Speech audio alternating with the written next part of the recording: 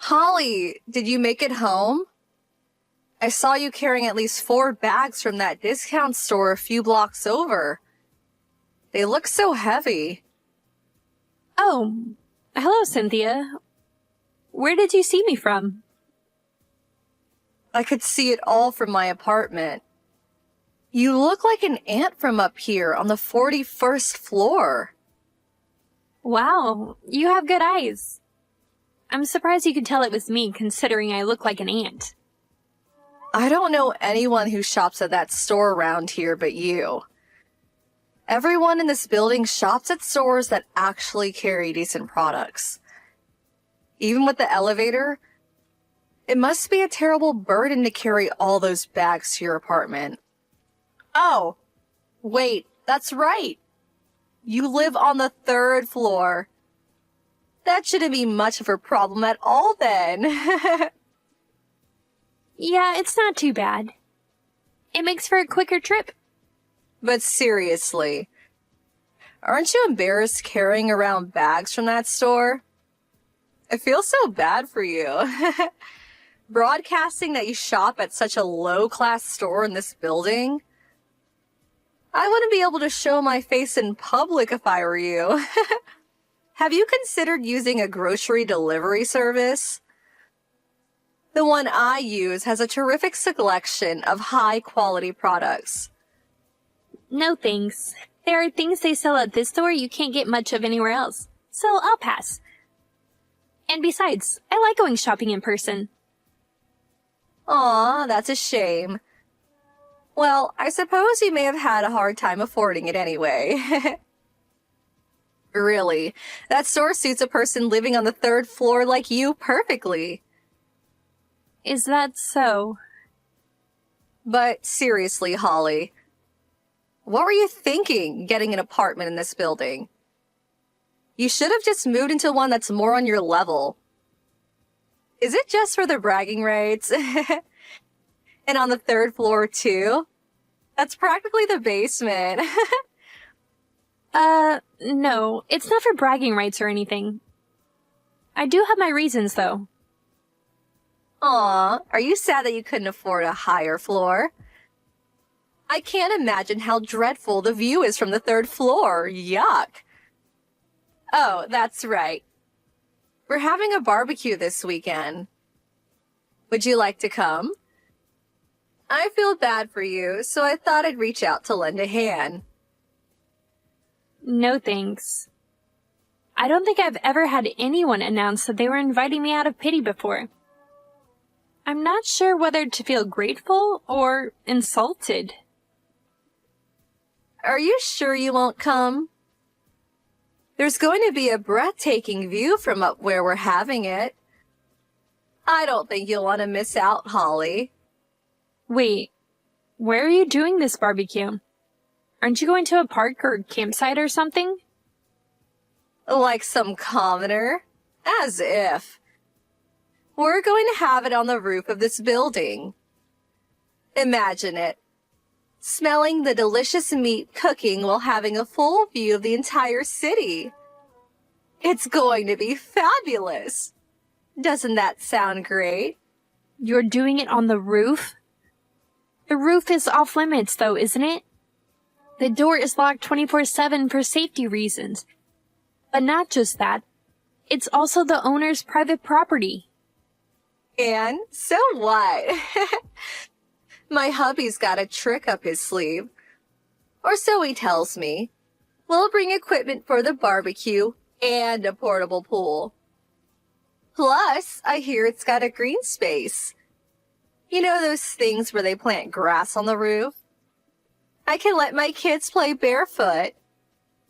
Wait, what? You're gonna grill on the grass?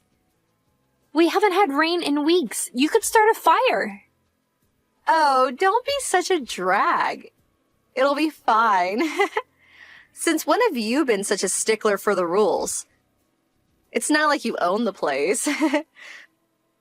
Well, if you don't want to come, I won't force you. Go ahead and cook your frozen hamburgers in your kitchen on the 3rd floor, I guess. We'll be having a luxurious barbecue with grade A meat on the roof. Honestly, I have no idea how poor people can live the way they do. I feel so sorry for your children for being forced into such a lifestyle. I hope they can overcome it someday. Anyway, if you're really having that barbecue, then be careful. I don't think you'll be able to get on the roof, though. Don't worry about us, Holly. You enjoy yourself as much as you can on your income this weekend. I know we will.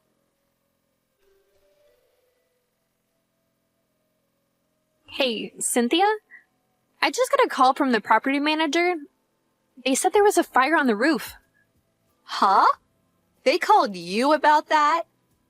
That's odd. Why would they do that? It doesn't concern you. It was just a little fire. Nothing worth making a fuss over. And don't worry. It didn't come anywhere near you people on the low floors. Just a little fire? It burned up the grass and the flowers that were on the roof. And even the safety fence got burned. Yeah, it was a wee bit of an accident. You see, the kids were just dying to do some fireworks, so we let them have their fun. And before we knew it, poof, up in flames.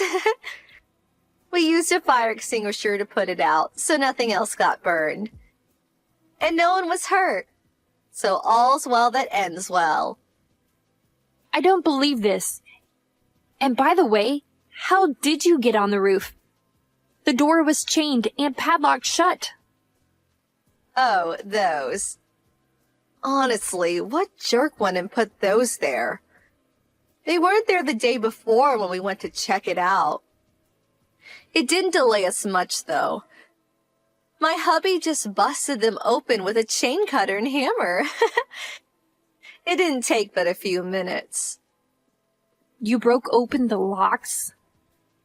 You do realize that's the definition of breaking and entering, right? And then you went and started a fire? What on earth were you thinking? Well, what's done is done, right? I suppose we may have to pay to fix everything. Ugh, such a pain. Oh, yeah. Hey, Holly, how's about you pay the $6,000 repair cost? What? Me? Why should I? You knew we were having a barbecue and didn't stop us. That makes you partially responsible. Or if you'd like, I could just tell the building owner that it was all your idea. You're making no sense. Why would I have any responsibility when I wasn't even there? Oh, come on. You can pay a measly $6,000. Your rent is cheaper than mine anyway. I'll have them send the bill to your place. Okay, dearie? You're still not making any sense. And where are you getting the $6,000 figure from anyway? Who told you that was what the repairs would cost? It's just a guess. It might be even more than that. Okay, I've had enough of this. You broke into a private area and started a fire, and you don't even show the slightest sign of remorse? Pay for the damage and get out of the building. You and everyone else at the party are being evicted. What?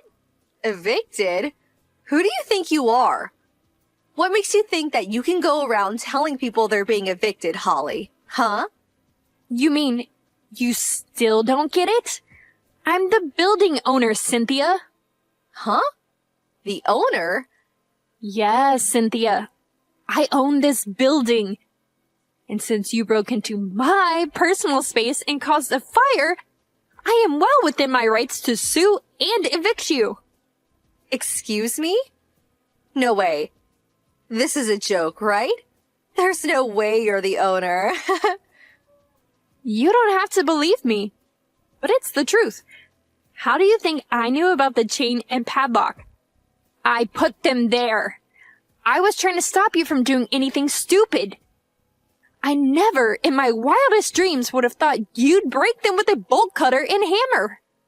Wait, you're really the owner? Then why are you living on the 3rd floor? If you're the owner, Couldn't you be living on the top floor? I'm afraid of heights. You got a problem with that? It's none of your business where I choose to live. Well, okay, but why didn't you tell me you're the owner? I had no idea. You were tricking me. This was all a trap, wasn't it? In the past, a tenant who knew I was the owner made some absolutely ludicrous demands, like turning the top floor into a pool and making it free for residents, or putting an open-air bath in every room. It was a non-stop onslaught of idiocy. So I decided since then, I would only tell those who needed to know that I was the owner. And I evicted that person for doing something stupid, just like I'm going to do to you. You can't be serious. You're really going to evict me? I didn't mean any harm. It was just a barbecue. You didn't mean any harm? Ever since you met me, you've been mocking me for being poor just because I live on the 3rd floor. You just did that no more than 5 minutes ago. You broke into my private garden on the top floor, caused a fire with fireworks, and even after all that, you can't even muster up a single iota of remorse within you. If that's what you do when you mean no harm, I can't imagine what you do if you did mean harm. I shudder at the thought. Come on, Holly. Give me a break. Oh, and by the way, you talk a lot about living on a high floor, but you don't even live here, Cynthia. What? Yes, I do. Cynthia, I'm the owner. I know these things. I know the names of every person with a lease here. It wasn't that much of a concern to me, so I've let it go up until now. But the room on the 41st floor that you're so proud of, it's not yours. According to the records, there's only one man living in that apartment. Is that your hubby? Well, And that hubby of yours, my records show that he's single. So it's interesting that you would call him your hubby. As a matter of fact, you said your husband has been out of the country on business for a few years. If your husband is living overseas, and your hubby is checking in and out of the building every day, could your husband and your hubby in fact be two different people? okay, I can explain everything. And then there's the matter of your kids. Lately, they've been getting dropped off at school by their grandmother. Do your folks live nearby? Are you perhaps shoving your kids off onto your parents while you're living with another man? My, how scandalous! Please, Holly, I'm sorry. Don't tell my husband about this. Don't worry. I won't tell him anything. I wouldn't even know how to contact him. Oh, that's a relief. So instead, I'll be going to the police, as well as to my lawyer. You and your hubby are to leave the building within 2 weeks, and I'll be sending you a bill for the damage you did to the roof. My lawyer will be contacting you with the details, as well as sending a report to your parents and husband. No, you can't. Even after all this, you have zero remorse. And are you just afraid that your husband will find out about your affair? You're really a piece of work, Cynthia. I'll be moving through the eviction process as quickly as legally possible. So go ahead and pack up your things whenever you get the chance. Wait, I'm sorry. I'm remorseful. Super remorseful. I'll pay all the repair costs. Please. You don't need to apologize anymore. You just need to pay up and get out. That's all. Now, if you'll excuse me, I'm very busy. My lawyer and the police should be contacting you soon. Good luck. After working for a few days with the police, she got hit with charges for breaking and entering, malicious destruction of property, and quite a few other big ones. My lawyer discussed the issues with hers, and she ended up accepting every single one of our demands. She was hit with compensatory and punitive damages and forced to leave the apartment building, as she and her hubby were hauling box after box full of heavy-looking objects down from the 41st floor to the parking lot. The sounds of their lovers' quarrel echoed throughout the entire building. It was quite a scene. After her parents and husband found out about her affair, the former disowned her and the latter divorced her. Astonishingly, even after all that, she still tried calling me to apologize and ask me to get her husband to take her back. But I just shouted, "No!" into the receiver, hung up, and blocked her number. What an incredible person she is. At least I'll never have to deal with